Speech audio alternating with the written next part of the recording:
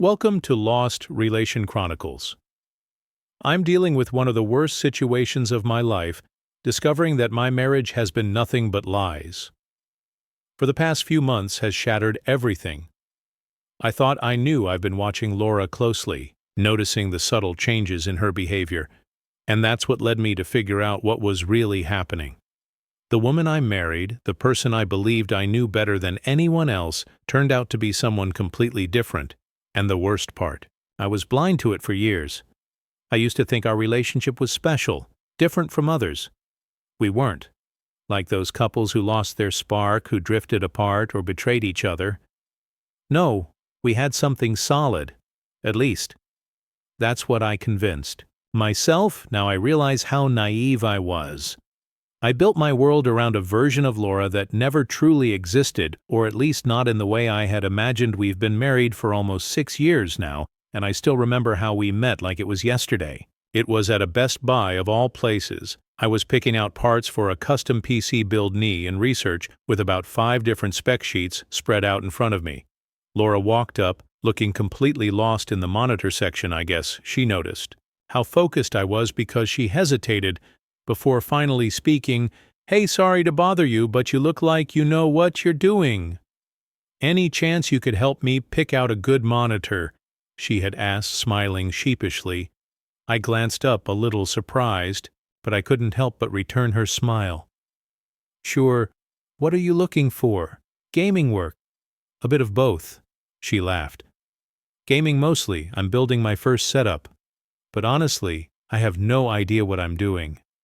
That was all it took. We started talking, and before I knew it, I was walking her through refresh rates, response times, and color accuracy. She listened intently, nodding along as I explained the differences between IPS and TN panels. We ended up chatting for almost an hour before she finally picked a monitor, and just before we parted ways, she hesitated. "You know, I feel like I owe you a coffee for all this help," she said, her eyes hopeful. I wasn't going to say no.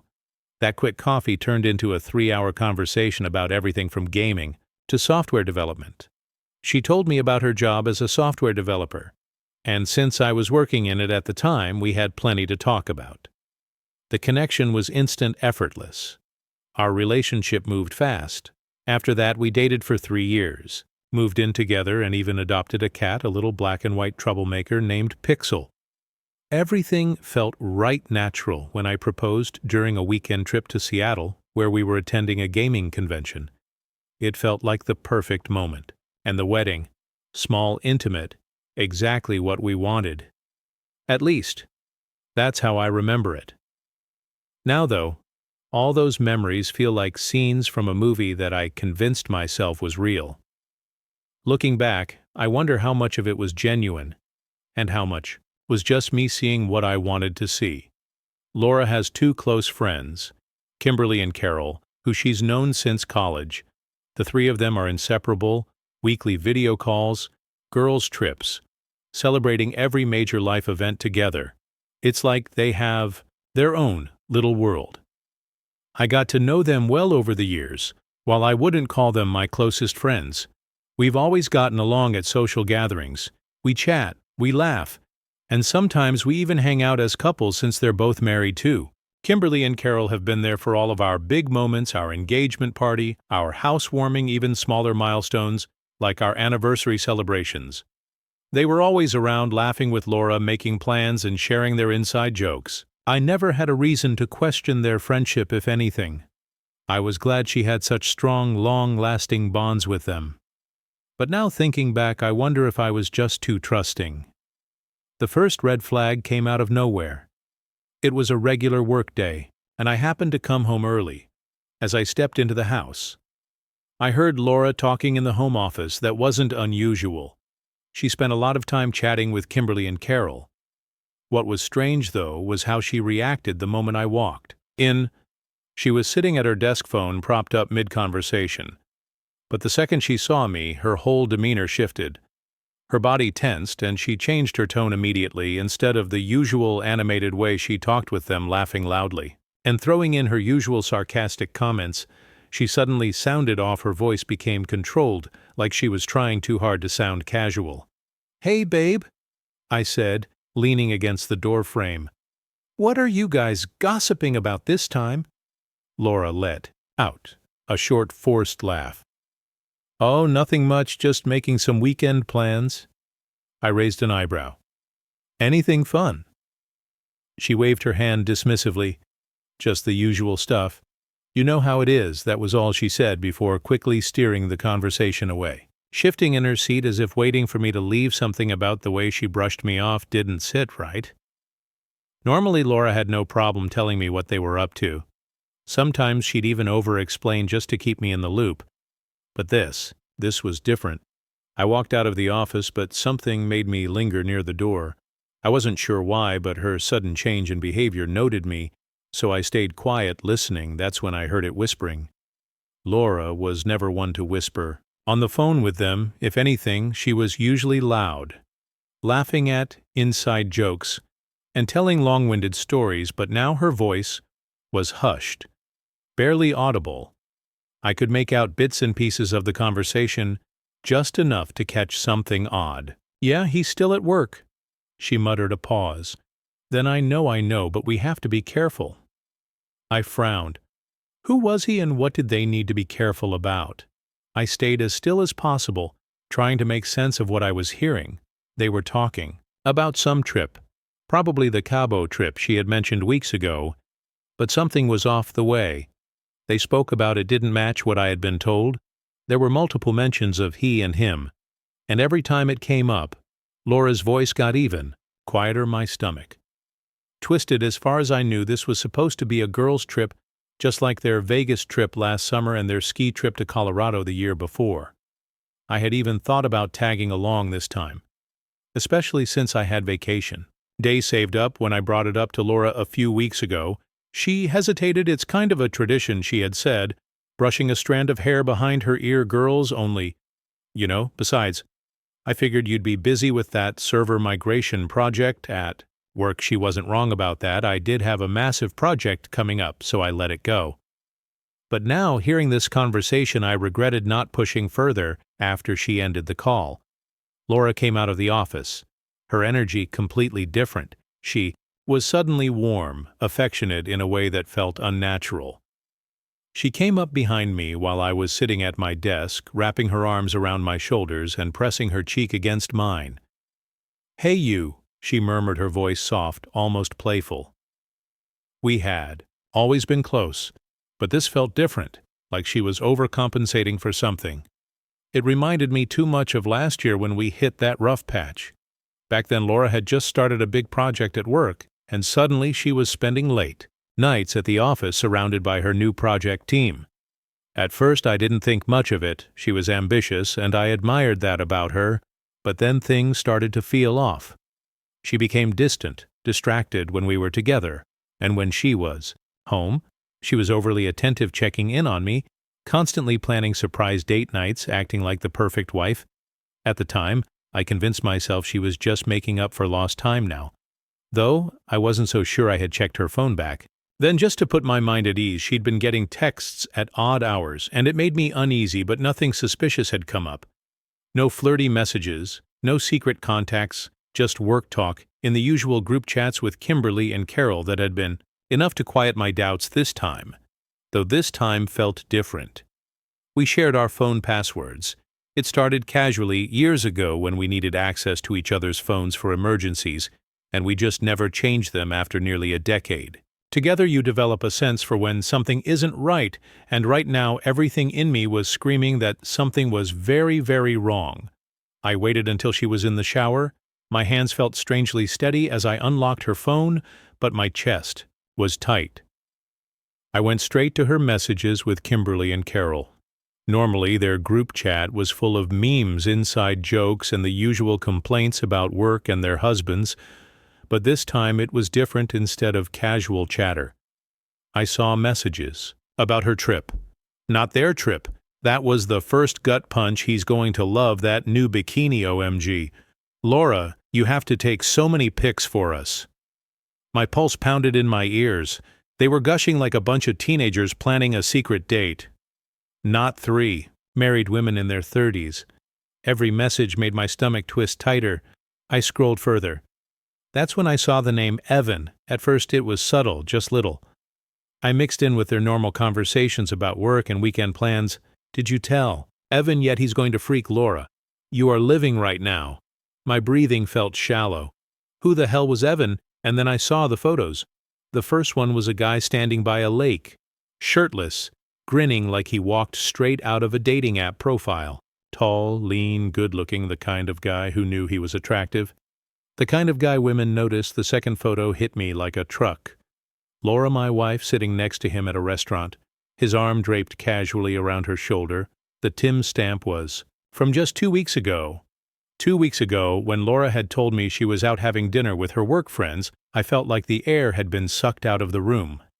My hands tightened around the phone, my mind scrambling to make sense of what I was seeing. His name was Evan, and somehow this guy had been a part of my wife's life, without me knowing anything about him. The chat was full of their giddy excitement, with Kimberly and Carol hyping her up, like this was some fairy tale romance rather than blatant betrayal. You two going to have the best time? I stared at the message, feeling like I was about to be sick. 20 heart emojis. 20 Kimberly, who had just been at our house last weekend, sitting at our dinner table, laughing at my jokes, knew Carol knew. They both knew. And they weren't just aware of what Laura was doing. They were encouraging it. Finding out your wife is cheating is one thing. Finding out she's planning a romantic getaway with another man, that different. The messages were all there, clear as day. They had booked connecting rooms at some luxury resort in Cabo. There were dinner reservations at high-end restaurants, couples massages, sunset boat rides. They weren't even trying to hide the fact that this was a romantic trip, and Laura, my wife, the woman I had loved and trusted for almost a decade, was giggling in those texts like a teenager with a crush. I couldn't read anymore. My chest felt tight, my vision blurry with rage. I put her phone back exactly where I found it, grabbed my keys, and walked out the door. I didn't know where I was going, only that I couldn't stay in that house for another second without losing it. I drove aimlessly through the neighborhood, gripping the steering.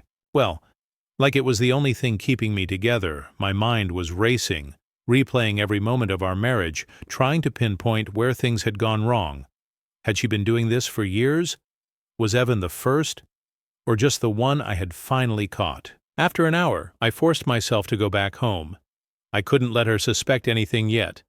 I needed to be smart. As soon as I walked in, Laura was on me. "Where did you go?" she asked, her brows furrowed in concern. "You never just leave without saying anything." I forced a tired sigh, shaking my head. "Sorry, work call was brutal. Just needed to clear my head for a bit." Her expression softened instantly. "Babe, you should have told me I was worried you were worried." The irony of it almost made me laugh. She reached for my hand, lacing her fingers through mine, like nothing was wrong. Like she hadn't spent the past few weeks planning a romantic trip with another man, like she wasn't already halfway out of our marriage. We sat down to watch TV together, her body curled up next to mine, her head resting on my shoulder. I could feel her breathing against me, warm and steady, and yet I felt nothing. I barely registered. Whatever show was playing instead, I was on my phone scrolling through legal sites, reading up on divorce laws. I knew I had to end this. There was no fixing what she had done. No coming back from it, but just walking away felt too easy. If I just left, she would move on. Probably right into Evan's arms. Maybe she'd even bring him into our house, the one we built together. Maybe they'd laugh about me, about how easily she had fooled me. No, that wasn't going to happen. I needed to know who this EV guy was. More than that, I needed to do something that would make them both realized they couldn't just walk away from this without consequences. The betrayal wasn't just from Laura, it was from Kimberly and Carol too. Women who had sat at my dinner table, laughed at my jokes, and clinked glasses with me during celebrations. Women who had looked me in the eye and acted like friends, all while helping Laura plan a trip with her affair partner. At first I dismissed the idea of flying out to spending thousands on last-minute flights and hotels. Just to confront them seemed crazy. But the more I thought about it, the more it made sense. I wasn't just going to let her sneak away play the perfect wife until she was out of sight, then spend the weekend wrapped around another man. No, if she wanted to be reckless enough to plan a romantic getaway right under my nose, she deserved to be caught in the most humiliating way possible. Thanks to their chat, I had everything: flight details, hotel reservations, dinner plans, spa appointments. It was all right. They're handed to me like an invitation. I didn't have to guess where she'd be or who she'd be with. All I had to do was show up, and I'd be bringing divorce papers with me, looking back at the past 2 weeks. My life had turned into something out of those revenge movies I used to think were ridiculous, the kind where the husband finds out his wife is cheating and meticulously plans his payback. Except this wasn't a movie. This was my life, and I had played my role perfectly at home. I didn't let on that I knew anything. Every night we had dinner together, we watched our usual shows. I even helped her pack for the trip she showed me. Their group chat messages, the ones filled with talks about spa days, beach lounging, and girls-only fun. "I can't wait," she had said just the night before, holding up a swimsuit for me to see. "Kimberly says, 'This one is perfect for tanning.'" I had smiled. "Looks great, babe. You're going to have an amazing time." She had no idea that, while she was carefully planning the perfect weekend with Evan, I was working just as hard behind the scenes. I met with a divorced lawyer, spent hours making sure everything was documented, and even discussed recording the confrontation for legal evidence. My lawyer, who had clearly seen his fair share of messy situations, fully supported my plan. If you catch them together, it's ironclad proof.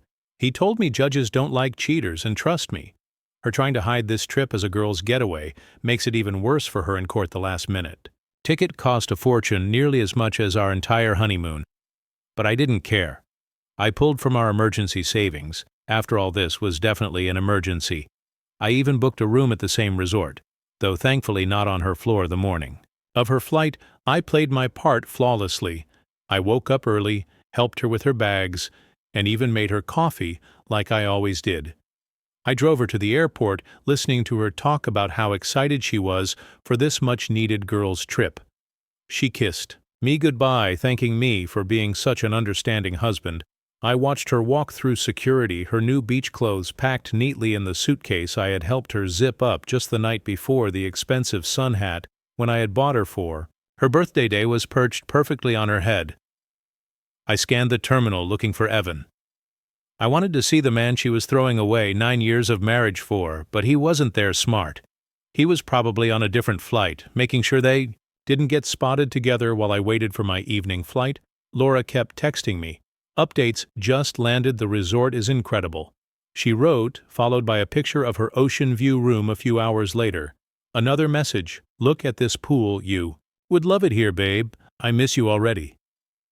She even sent a picture of the infinity pool, as if she actually wished I was there. Each message, each lie, just solidified my plan even more. I packed light, just a backpack with the divorce papers, a few clothes, and my phone to record everything. That night, after checking into the resort, I barely slept. I stared at the ceiling, my mind replaying every moment of our relationship, the way we met at that electronics store, bonding over a mutual hatred for overpriced warranties. The tiny apartment we first moved into, suffering through summers with a broken AC, but laughing about it anyway. The years of inside jokes, road trips, and late-night talks about our future. It all led to this. The divorce papers sat in my bag, neatly prepared by my lawyer, who had made sure there were no loose ends. He had even included documentation of how she had used our joint savings to facilitate this affair. Proof that would make any contesting impossible. All that was left was to catch them together the next morning. I played my role again. I texted her casually. "Hey babe, how's Cabo treating you?" She replied within minutes, sending me a poolside selfie. She was stretched out on a lounger, wearing that new blue bikini, the one she bought for this trip. So relaxing, just sunbathing before heading into town later with the girls. Then the detail I needed at the main pool near the lobby, the one with the swim-up bar. "Wish you were here." No, she didn't. That was My cue. I grabbed my bag, slid the divorce papers inside, and made my way down. The second I stepped onto the pool deck, I spotted them there. She was lying back on a lounger. Evan, right beside her, he was casually rubbing sunscreen onto her legs, his hands moving slowly, intimately, like they had done this 100 times before they looked comfortable together. Too comfortable, every working late excuse, every just a girl's night out, every little moment I had brushed off as paranoia. It all came rushing back. I exhaled slowly, steadying myself. I reached into my pocket, pressed record on my phone, and slipped it into my shirt pocket. My lawyer had emphasized getting evidence if possible. Standing behind them felt surreal, like I had stepped into someone else's nightmare. Evan glanced up at me but didn't react, probably assuming I was just another hotel guest passing by. He kept talking to Laura completely unbothered. "So I made a reservation at that place you wanted to try tonight," he said, his voice smooth and confident. "They've got this amazing seafood platter," Laura hummed in response. I still closed behind her oversized sunglasses, tilting her head back slightly as he rubbed sunscreen into her legs. She was enjoying him meanwhile. Her husband, the man she had promised a future with, was supposedly back home working to support this very lifestyle she was now sharing with him. Evan finally looked up at me again, this time with mild irritation. "Can I help you, man?" he asked, his tone dismissive as if I was an annoying waiter interrupting his vacation. That's when Laura finally noticed me. She sat up, so fast that she knocked over her drink, the bright orange liquid splattering onto her towel. Her hands went to her sunglasses, pulling them off in a frantic motion as she rubbed her eyes like she couldn't believe what she was seeing. Then she just stared, mouth open, silent. Frozen. Her reaction told me everything she never expected me to find out, let alone show up here. The weeks of lying, the secret planning, her friends covering for her, it was all about to blow up in her face, and she knew it. I reached into my bag and pulled out the manila envelope, holding it out to her. "Go ahead," I said, my voice calm. "Open it." Laura hesitated but took it. She already knew what it was. We had signed refinancing papers for our house just last month. She recognized the weight of legal documents the second she held them. "Bruce, wait," she started, her voice shaking, but I ignored her. Evan stood up, his whole demeanor shifted. Chest puffed out, shoulders squared, like he was ready for a fight. I'd seen his type before at the gym.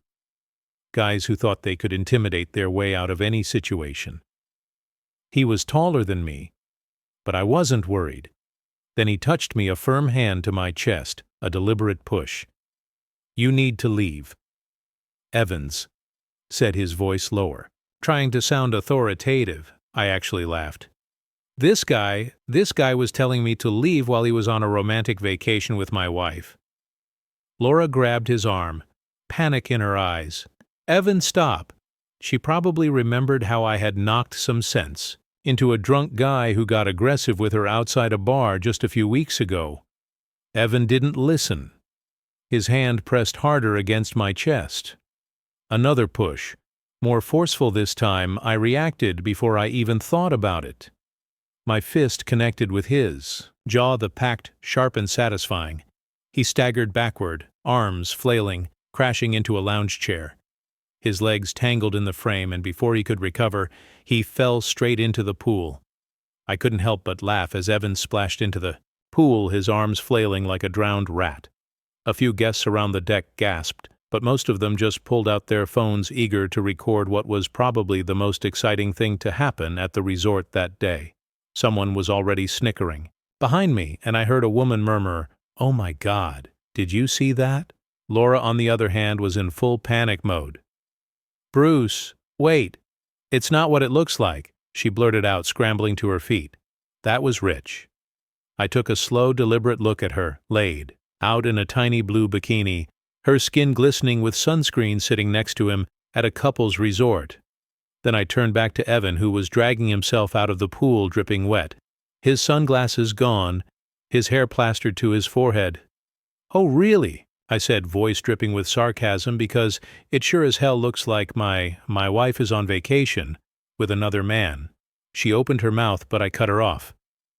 Where's Kimberly and Carol? I asked, knowing full well they were probably back home at work, completely uninvolved in this supposed girl's trip. Her face twisted, scrambling for a lie. Instead, she yanked open the manila envelope just enough to glimpse the divorce papers inside, then quickly shut it like that would somehow make them disappear. The color drained from her face, and then the tears came. Not quiet, guilty tears, but full-on public sobbing.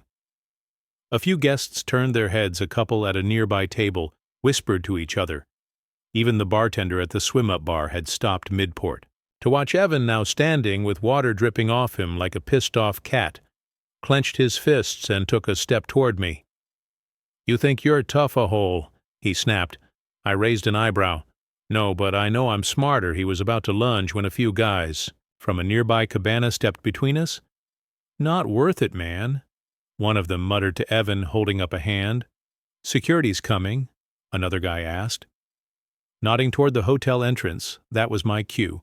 I turned and walked away, not bothering to look back. I could hear Laura's flip-flops slapping against the ground as she tried to follow me. "Bruce, please."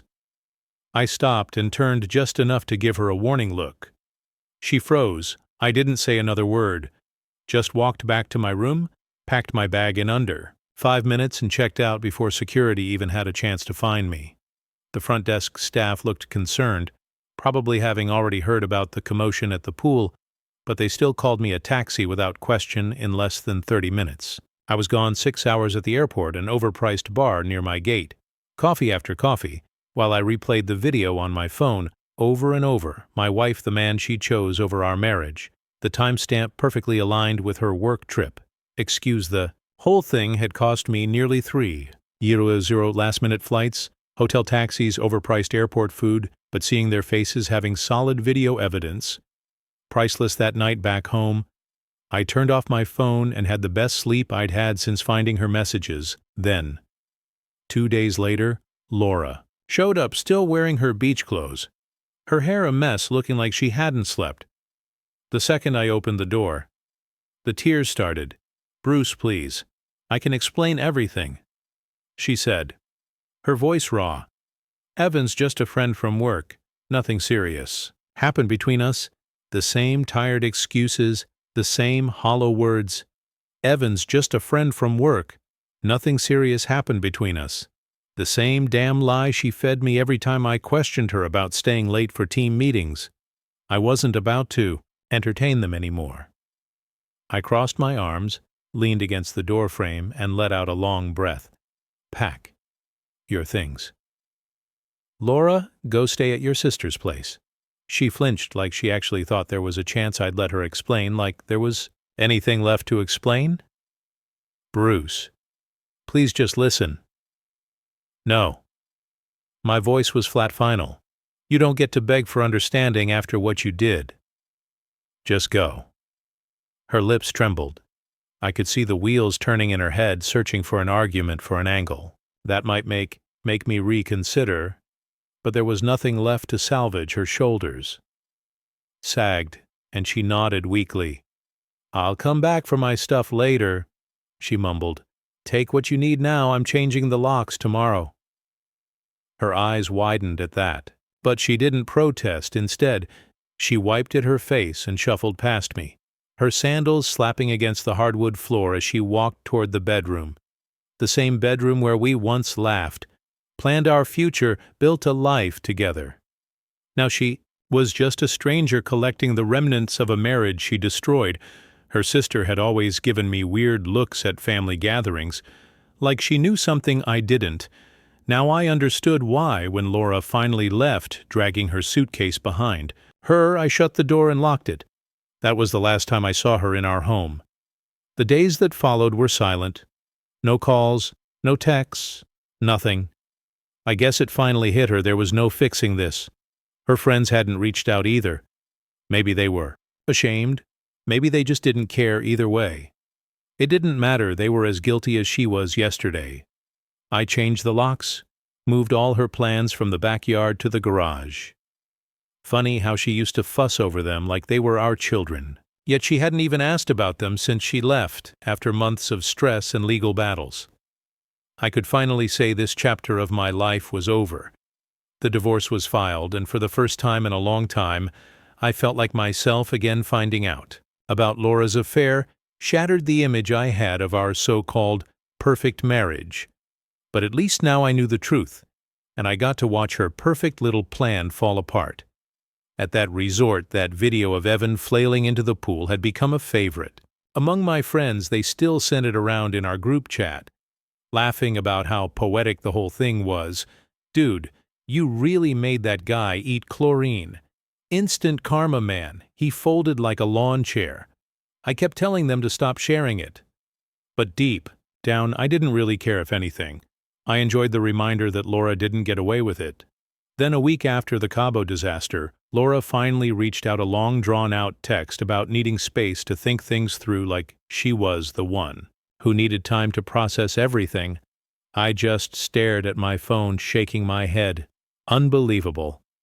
I muttered under my breath as if she hadn't already had months, years maybe, to think while she was sneaking around with Evan, as if she hadn't thought about it while lying to my face. Every time she came home late, I didn't respond. Then her sister called Bruce. Listen, Laura's been going through something. She needs your understanding right now. I almost laughed. Understanding, I said, keeping my voice. Even, you mean like the kind she had for me when she was screwing Evan behind my back? There was a beat of silence, then a sigh. It's complicated. No, it's actually pretty simple. She lied, she cheated, she got caught. Now she has to live with the consequences. I hung up because the betrayal wasn't just about Laura. Her entire friend group knew about Evan. They encouraged it. They covered for her. Kimberly and Carol, two women who stood beside her as bridesmaids at our wedding, had helped plan that romantic getaway. They all deserved each other. The divorce had been inevitable. There was no coming back from that level of deception, especially not after I saw them together at that resort acting like teenagers in love while I was supposed to be back home, working overtime to pay for our new roof. My divorce lawyer was a real professional. He knew exactly how to handle everything.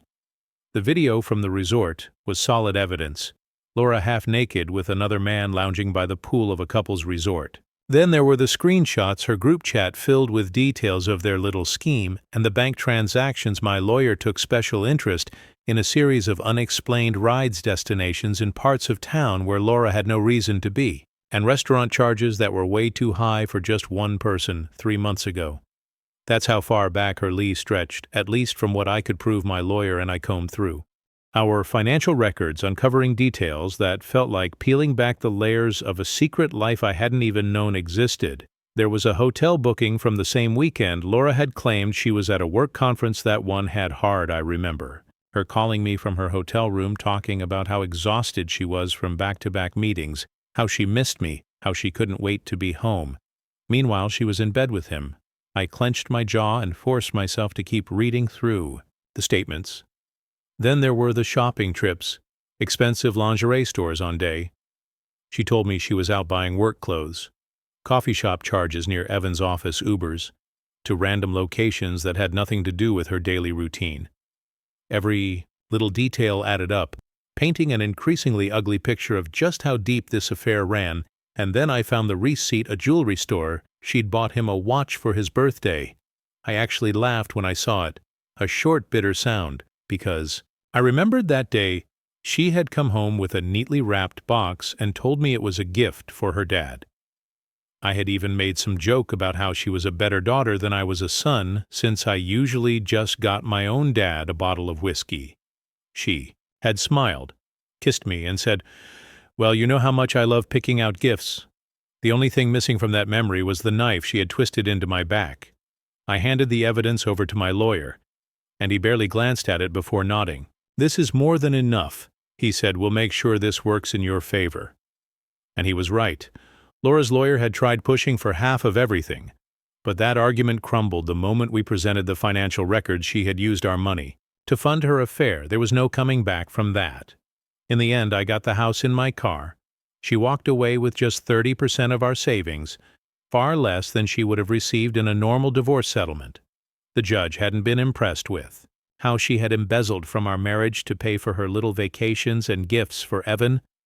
The Cabo trip alone had been enough to make it clear that she wasn't just unfaithful, she was reckless, entitled, and selfish.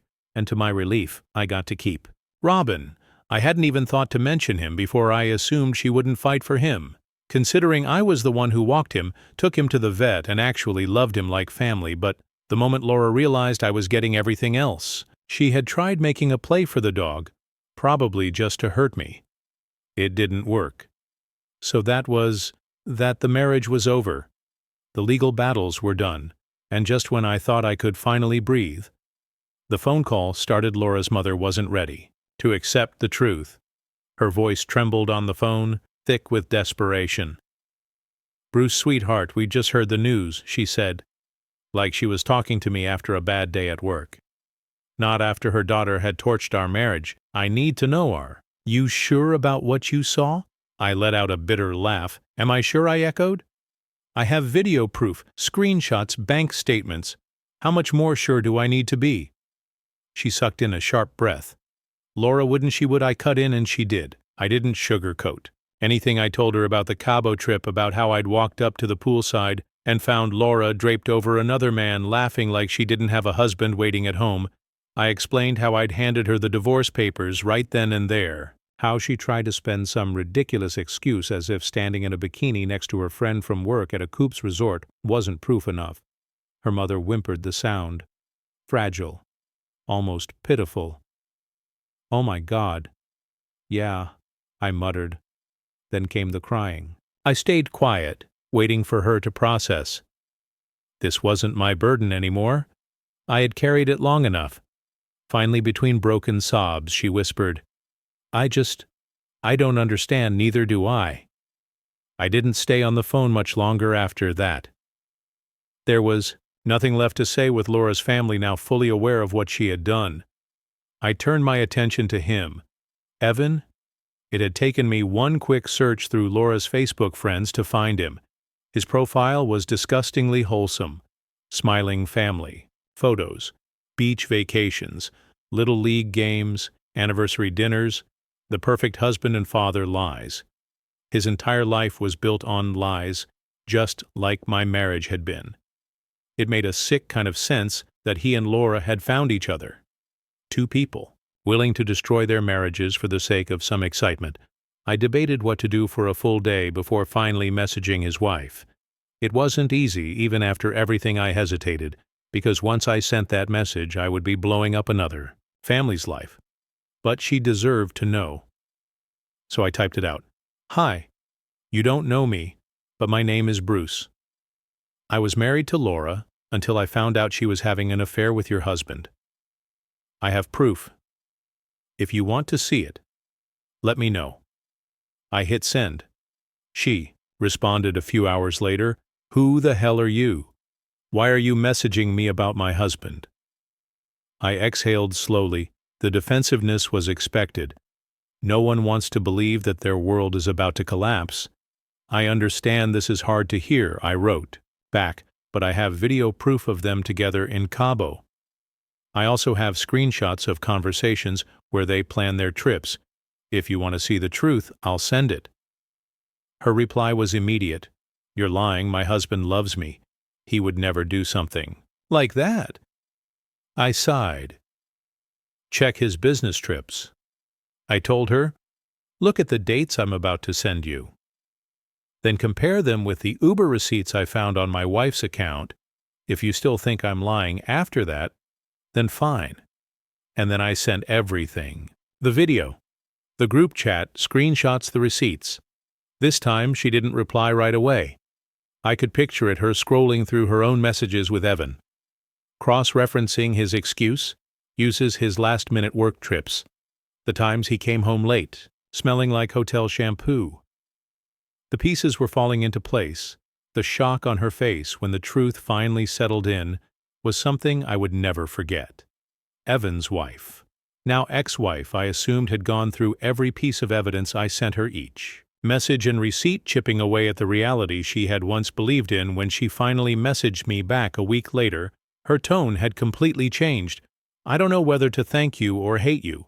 she wrote, "but I guess I'd rather know the truth and keep living a lie." I understood that feeling all too well. She told me she had already contacted a divorce lawyer and moved in with her sister. There was no coming back from what she had seen 15 years of marriage, she said, and he threw it away. For nothing I didn't respond to that. Because honestly, what was there to say? I'd spent weeks asking myself the same thing about Laura. The aftermath of all this had been intense, but in some ways satisfying. Both of our marriages were over, and both cheaters got exactly what they deserved. The cherry on top, the now from his video of Evan falling into the pool somehow. And I use that word lightly, because I can't confirm or deny my involvement. It had made its way onto several social media platforms. There was something poetic about it, watching a man who had built his life on deception getting dunked into a pool completely exposed. While his mistress stood there frozen in shock, his company's HR department definitely wasn't thrilled about seeing their regional sales manager looking like an idiot on camera. I heard through mutual friends that he had to leave his job in MVE to another state after everything fell apart. I wasn't sure if his wife had taken him for everything in the divorce, but I hoped she did. As for Laura, well, last I heard she was still staying with her sister while looking for an apartment, probably regretting how a few months of excitement had caused her a stable marriage, our dream house, and most of her savings. It was almost laughable. She had everything: security, a home, a future. But she wanted more, and now she had nothing. The lesson here is simple. If you can't be faithful, don't get married, because the truth always comes out in the end. Dear listeners, please share your thoughts in the comment section below, and don't forget to like, share, and subscribe.